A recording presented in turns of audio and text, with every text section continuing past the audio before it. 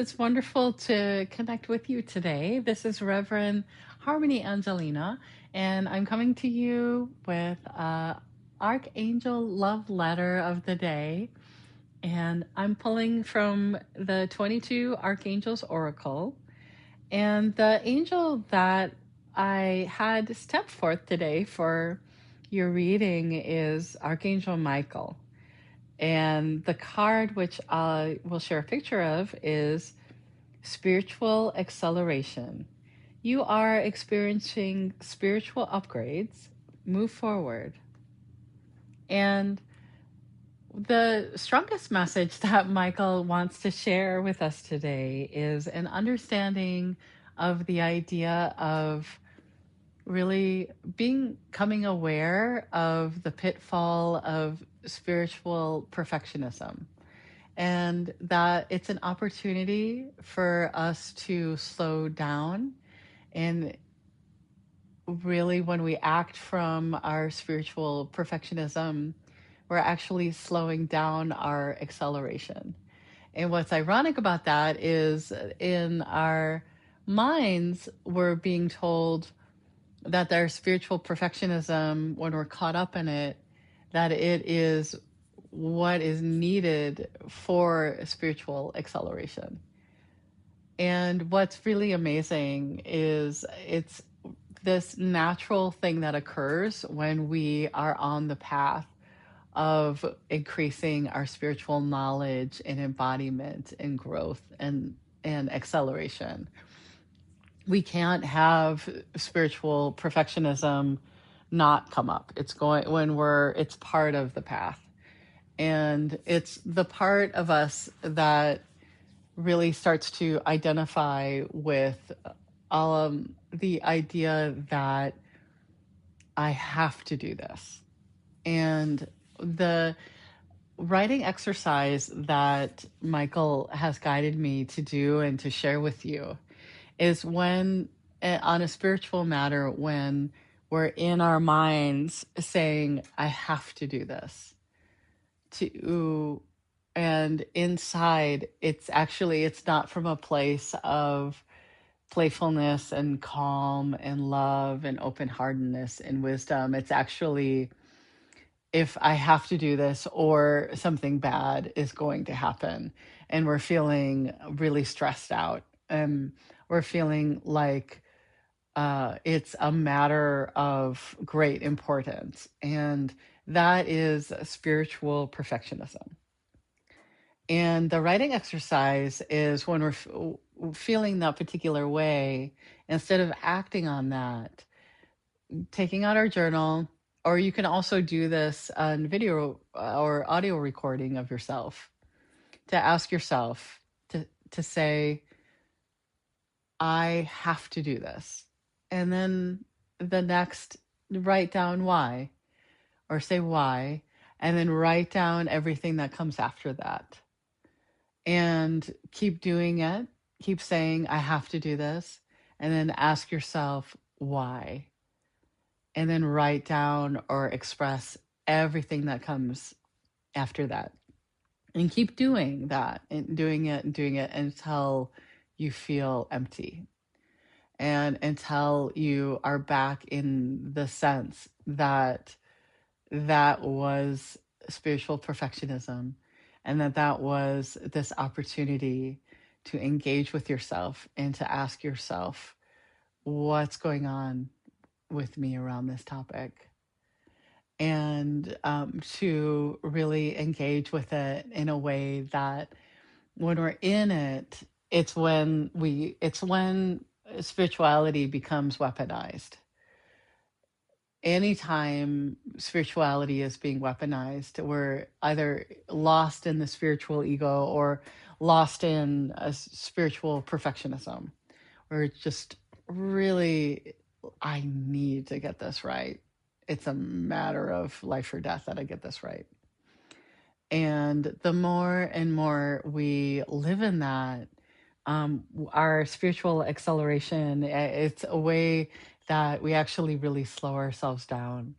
And it's an opportunity to reconnect with the parts of ourselves that are feeling left behind, are feeling like we're going too fast, are not being given the time to have a deeper understanding of the things that we're taking in. And by really starting to take like the air out of the tires around that emotional intensity of I have to do this or something bad will happen. And that can also, really show up around when people start to see us as people who can kind of hold what's going on with them in their lives, that we can hold it with empathy and compassion and care and service. And we can start to attract a lot of people who, like, you're a safe space for me to share what's going on with me right now. And that can really, really trigger the spiritual perfectionism when we start to be seen by the people around us as a source of something for them, and a sense that we have to start performing, and that if we get the performance wrong, that something terrible is going to happen and it's going to be all of our fault, and that anxiety starts to snowball. And ironically, if that starts to snowball, it actually goes into apathy. And you will see people who have moved into apathy. It's really interesting to understand that where a lot of that begins is in a space of, like, I have to do this. I have to solve this spiritual problem for the world, for this other person, for my community, or something bad will happen, and feeling that sense of enormous responsibility, and that sense that you if you get it wrong, really the something will happen that will be your fault. That's a lot of where the perfectionism comes into. And that sense of, like, I am taking on this role in my community with the people around me that I have to get right.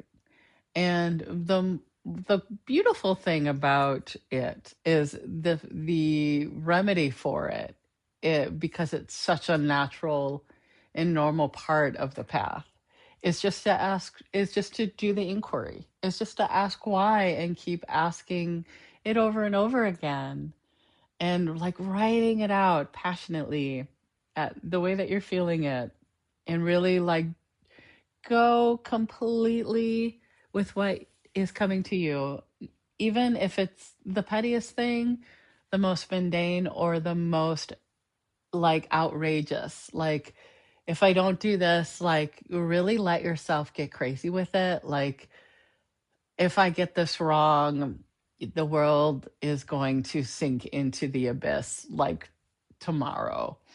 Or if I get this wrong, if I don't get this right, this person's, like, soul is going to hell. Then those kinds of things that we're getting the opportunity to see, putting that level of spiritual perfectionism into the field around spirituality creates only anxiety. And when we're acting from those places of fear, we're actually not acting from our spiritually centered selves. And so our spiritual acceleration, it actually starts to really slow down. And we're getting the opportunity to really see that when we're in spaces where the individuals express that they are very much into religion and very much into spirituality. And then the actions that they take cause harm. And all that's really what Michael is showing me that's going on there, or one of the things that could be going on there, is that it's built on spiritual perfectionism, and all of the members there have a hardcore case of it, And so they're acting from a place of fear, and they're not actually centered in love. And the more and more we allow Michael's wisdom to drop in, that's really, anytime we're feeling stressed out about it, it is an opportunity to ask ourselves why and release ourselves from the burden of that sense that spirituality is another job that we either get right or we get wrong, and the consequences of getting it wrong are really dire. And living in that state actually slows down our spiritual progression, because it's not a loving, it doesn't embody any of the actual states of a wise, light bearing, radiant soul embodied on the earth, who is really living in the vibration of heaven on earth.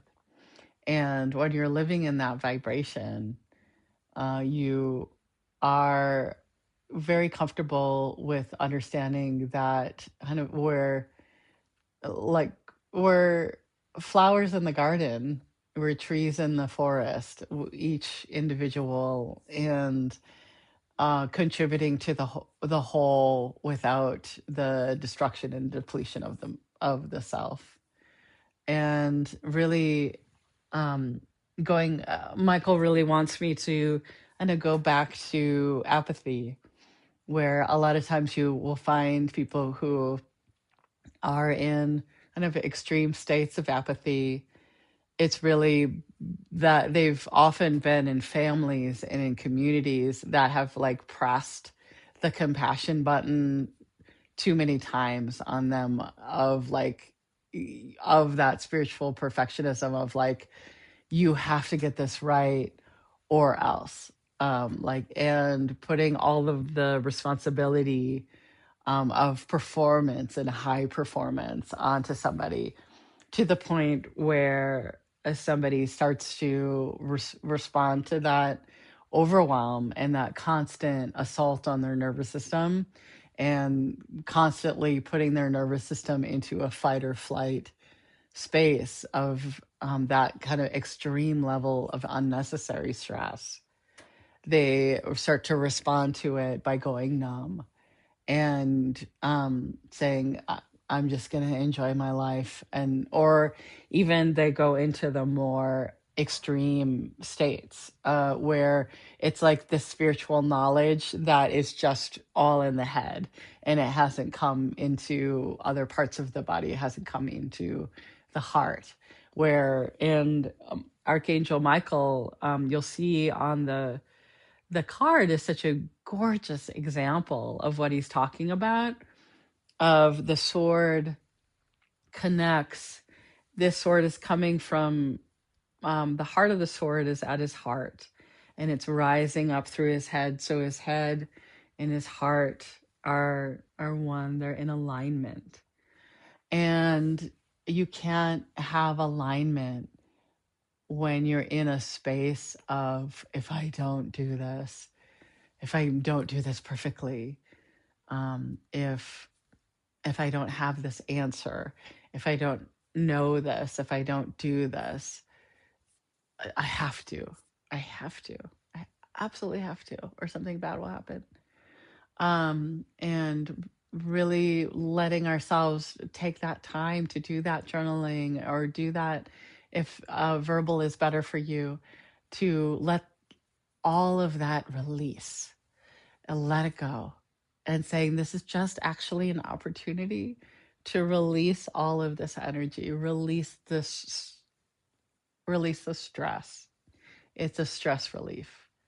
And the more and more that we're able to release the stress, that natural alignment of the heart and the head, in that is able to just manifest in the knowledge, like where I am right now, and what is will come forth through me in the most relaxed way, in the way that doesn't cause me harm to share with you. It's just an embodied, relaxed knowledge that there are always a whole community of 100 million bajillion different offerings that a soul embodied in human form is going to receive on their spiritual path.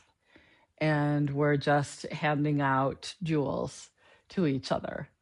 And there is no one person that is meant to be the full embodiment, and actually that is the kind of idea behind perfectionism, is like this is putting ourselves on the throne of God and saying, I am God, and what I do right now has an effect on the entire universe, so I better get it right, and we might not even be consciously thinking that, but that feeling might be within us.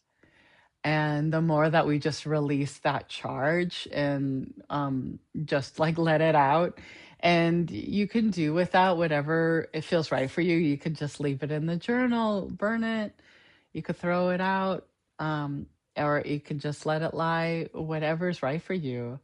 And then you're able to come back to what you felt that way about in a way that can be truly of service. Because like nobody ever wants to get advice from somebody who's like coming from that place of, oh my god, this person has to receive what I'm going to say, or they're going to die like in the fiery pits of hell right this minute. Like nobody really who's really have a sound mind and body and spirit really wants to get that kind of message from anybody, because it's not actually true information. It's not helpful information, because it's really making it all about you.